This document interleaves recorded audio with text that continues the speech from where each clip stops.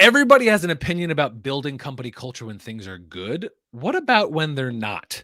Today, we'll be talking about managing and building team culture in the valleys. Today on Culture Builder Live.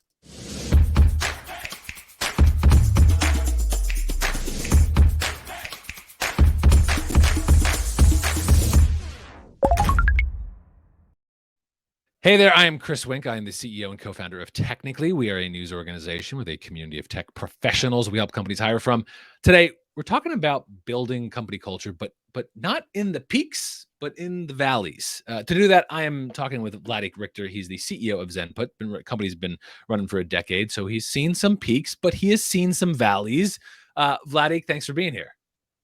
Chris, thanks for having us on here. It's a pleasure to come in and talk about some of the most important parts of the company. Life goal you've reached, Vladik. You're here at Culture Builder Live. It's happening. I was as a small boy, I was dreaming of this event. I know that. Many years. We're making dreams happen. So Vladik, Zenput, you guys are a SaaS company that serves food services companies. It's restaurants, convenience stores.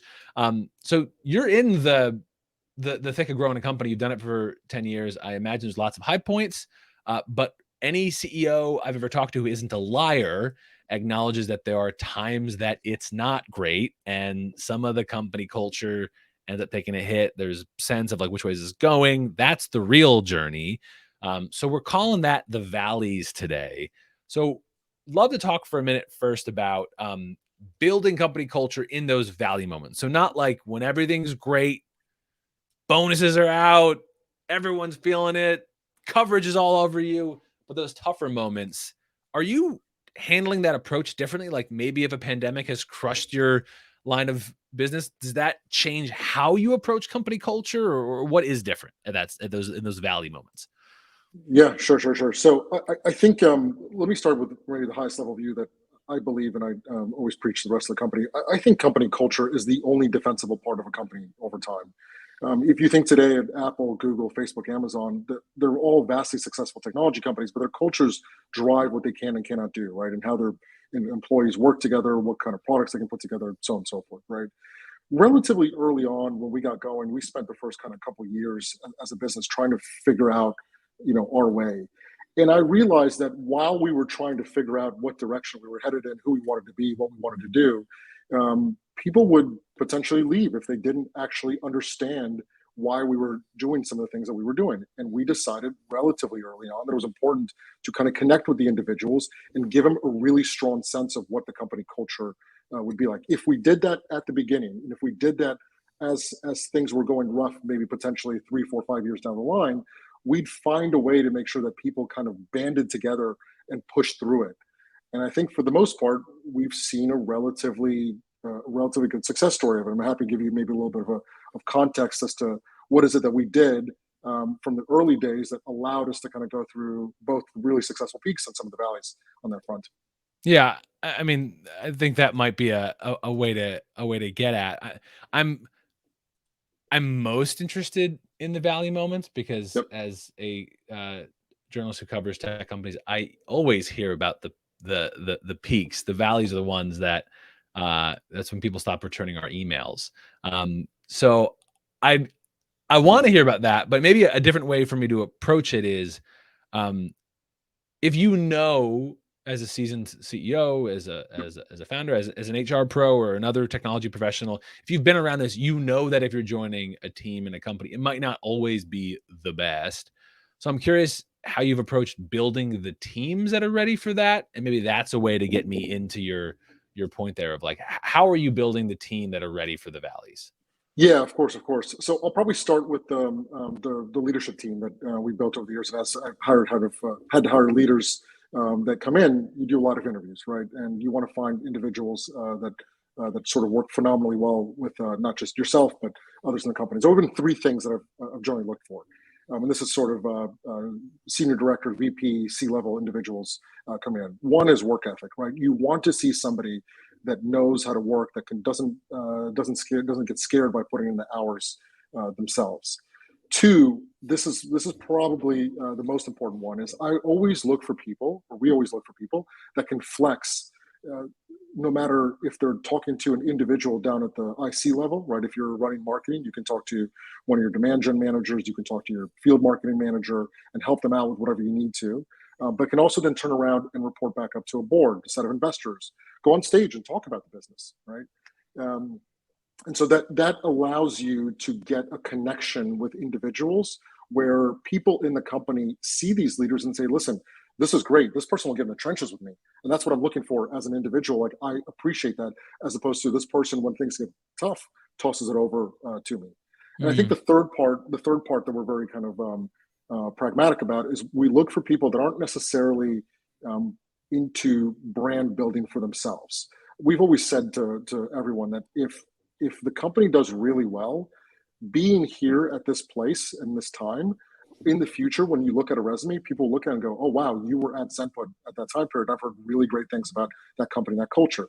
That'll speak wonders for you on additional opportunities along the way. And if you bring in the right people, some of that may be together and some of that may be a bit separate, right? And so those are the three main things, right? We're looking for work ethic. We're looking for people that can flex from, down to the individual contributor all the way to the board level, and folks that are really interested on the company building part of it. And I would tell you that within that, there are three things that we end up looking for that I think have really dragged us through some of these valleys that are maybe a little bit more unique to our culture, at least the way that we put it together. And those three things are around transparency, authenticity, and enjoying the journey, right? And so transparency for us means, employees being able to ask a question at any time of any person in the company. We share out every board meeting deck and memos that afterwards with the entire company.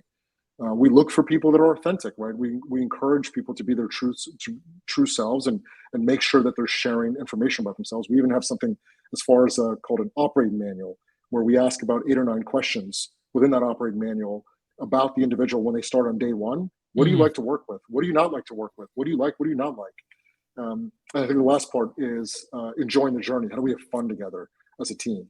And so those two things sort of blend between what we look for at the leadership team level, and then in general, how we sort of differentiate between other companies. Of, we know that if things hit a rough patch in a month, in a quarter, or sometimes even in a year, that people will bind together and care about one another and make sure that they'll still continue to succeed as an organization. And to your point earlier, not just dip out because the numbers didn't come quite where they were supposed to be. I'm the idea of dipping out seems interesting. Like basically, how do you make sure you have a team that sticks around when the going gets tough? Is another way that you're describing it, which seems important. There's a flywheel that on the news side, I can say quite confidently, we try to take seriously those stories when we hear, or I should say, we pause. As often happens, we'll hear the stories of, there's been a high rate of turnover over at company X. And as a news organization, we take you seriously, saying that sometimes just happens for lots of reasons. That's not something we go jump, but we might pay closer attention to. But you're getting at, if you have a team that's entirely there on comp and comp alone, and something turns, the wind shifts, and for a moment you've lost footing, and a whole bunch of different people leave because they're only there for the comp reasons, it can become very cyclical. Well, then speculation grows out of control, and suddenly it can become self-fulfilling. You're describing that defensible moat, as it were, that if you can stick with me for a little bit, give me a chance to write the weather, I can weather it. I'd love to, for a moment, step away from generalities. Do you have a specific moment, a time, a period that Zenput went through when you were like, man, this is not us at our best? And talk a little bit about what culture felt like. Yep. So I think there's probably 2 time periods that come to mind. So the first couple of years, we had closed our seed round back in 2014, and we sort of were kind of big eyes open. We've got a little bit of money in the bank. It's now time to hit the ground running, and we hit the ground running. And about 7 months later, we sort of hit a wall. We were selling our product to a lot of different people, a lot of different customers, and a lot of different industries, a lot of different use cases. And although the team was small at the time, 8 or 9 folks, we kind of didn't know. We didn't have an identity. Right. We didn't have an identity to our customer, and we didn't have an identity internally. And at the time, my co-founder and I sort of sat down and said, look, we've got to pick a direction here, because I don't think we're sort of pulling ourselves apart in a whole lot of different things, right? We want to be something to field service people, something to food service people, something to manufacturing folks, and they're whole different stories. And we sat down and we made a conscious decision to do two things. One was, let's make sure that we target the type of customer and the type of product that we want to build, right? So let's really fine tune who it is that we're selling to. And in turn, let's have some very difficult discussions with the team. And at that point, it was 7, 8, 9, maybe 10 people, and say, look, here's what we're going to do. This is going to mean that we're going to lose some customers in the course of the next 12 months. But if we do this right, we should probably get a lot more coming out of it on the other side. And we had a bit of a time period there from the end of 2014 to the end of 2015 when we were sort of changing the direction the business was going, and people had to kind of get on board. It was kind of a sort of a very long extended valley, if you will. And we talked about trials and tribulations every Friday, and this is where kind of our weekly Q&A session came up. As a company, on every Friday at 12 p.m. Pacific, 3 p.m. Eastern, we would sit down, and anyone in the company could just pepper me and my co-founder with questions of like, what are you guys thinking? What are you doing? Is this the right direction ahead? And it turned into folks sticking around because we told them the truth, right? We weren't sure in some of these things. We were trying stuff. We wanted to figure it out together. And I think that really kind of pulled the company through to our Series A in mid 2016, and then kind of, things took off from there. The second time I would tell you was the first 2.5, 3 months of the pandemic last year, right? A lot of unknowns. We sell into the food service space, as you had mentioned, lots of restaurant chains, lots of convenience stores. Well, some of those folks took a really early, massive hit in the pandemic. Some bounced back better, others not so much. But those first 2.5, 3 months of the pandemic required a lot of us to sort of put our heads together, change the direction of the business, make free offerings. And I'm not sure we could have done that as easily if there wasn't this sort of trust that existed, not just between the leadership team, but the rest of the organization as well. And we were relatively upfront of when we thought things were going to go well and when things were going to go break in the right direction. And it's turned out quite phenomenal for us. I mean, the last 12 months, we've more than doubled the size of the company, more than doubled the revenue in the business. I think the things that we did as an organization back then to be transparent, authentic, and trying to laugh even during the tough times allowed us to kind of push through some of this, right? Which I'm not sure a lot of other companies could have done. On that 2014 time period, I'm going to make a pivot here in our last couple of minutes on a story of our moment, a increasing rise in remote work. In that 2014 time period, were you guys in an office together, or at least most of you, or was a chunk of you in person all together? of us. Yeah, so all of us at that point were all in one office. Actually, at that point, still, it was we had just moved out of a co-working space into an office that maybe fit like 14 or 15 people. Right. And we were all in one place. And so it was very easy, right? We'd see each other. We'd care about each other. We'd go have drinks. We'd hang out on the weekends, right? We'd go out for dinner together, whatever it was, right? And as time moved on, it was in end of 2016, beginning of 2017, we decided to hire our first individual outside of San Francisco, and that was our current EVP of sales, Nikki, who's based in Atlanta. And this was tough, right? This was the first executive that we were hiring outside of San Francisco. We were doing it in a different city, and we needed to sort of set culture at that point, the way we communicate, the things that we think about, how open we are with each other. Even today, after spending the last 20 months in a basically remote only state. We have something as simple as making sure that everyone has got one voice, one screen, right? So if you're talking, you're hopping into a meeting, it doesn't matter if 3 of you are in the same office. You're not hopping in a conference room while 2 others are joining remotely. That doesn't work, right? Like, everyone needs to be on the same level playing field. Like, it's good that you can come into an office, but if you've got meetings with folks across other ones, you got to stay in front of your computer and make sure that there's a level ground around there. So let's keep on that track and maybe send us out even if companies are using some office time, but they have some remote employees, or if they're going entirely distributed. We have a range of technically companies. So talk a bit about what you're identifying early on as opportunities and obstacles in this for managing culture in the Valley during the tough times when it's harder for you to read whether someone's feeling the pain because of the company or just because they're having a totally separate personal issue. What's good, what's bad about managing in the valleys when you're fully remote? Yeah, I think, listen, we've had a very good last 12 months, and I predict we'll continue to have a very good next 12 months as well. But I think A the big CEO who challenge, tells me he predicts a bright future. That's first of for me, course, that's Vlad. the I way you got to do it. appreciate it. I'm glad I'm the first one. I'm glad I'm the first one. So I think the most important part is that, in today's world, if you join a company that's remote, this laptop that I'm standing in front of, that's all you have. That's your company. That's your team in some ways, right? Mm-hmm. You don't see them in person. You don't shake hands. You don't high five each other during the wins. And so you need to find ways to connect back to the organization, right?